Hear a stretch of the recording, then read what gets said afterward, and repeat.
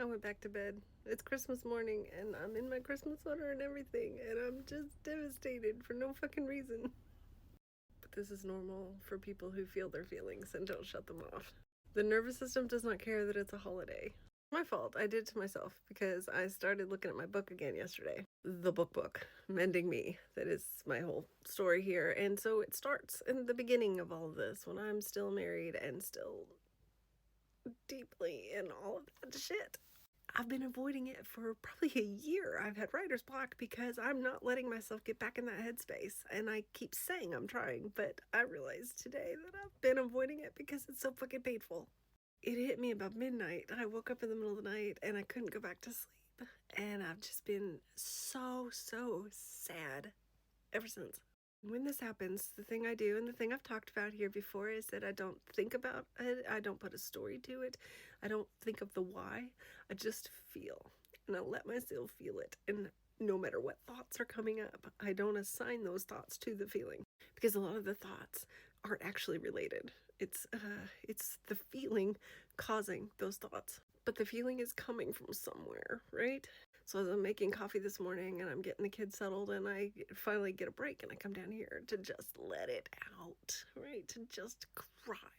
Because I can't get through the rest of the day if I don't. I feel so heavy and I can't talk to anyone, and all the Merry Christmas texts I've been getting this morning, and I can't even quite answer some of them back because I want to be in the right energy when I do. I realize that what I'm feeling right now is grief, just intense grief. I went through some journals yesterday and was writing some stuff, and what was coming to the surface was just this intense grief over the loss of the husband I didn't have. Now, I've never been one for a Prince Charming or a knight in shining armor, but I was a little bit naive, thinking that my husband would do the work. I'm reading some of this stuff I wrote, and I was so hopeful that he would go to therapy and he would be right there in this with me. And there's this whole realization that I was in it alone. And at a certain point, I had to turn away. I had to turn my back on him because he had turned his back on me, and there was no way that I could survive and go on with life if I kept trying to work it out with him. I had to choose me, and I did. And my life immediately got better.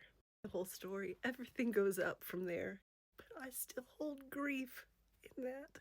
And the grief is that I wasn't enough. The being with me wasn't enough for him to want to be a better man.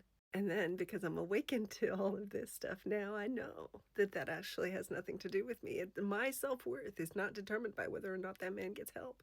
I have to constantly remind myself that it's not me that he didn't get help for. It was him. He was not worth getting that help. And I have to remind my kids when they wonder why he wouldn't change for them. It's not them. There is nothing wrong with them. This is all him. They have to choose themselves. And I have to choose myself. And you, wherever you're at, you have to choose yourself.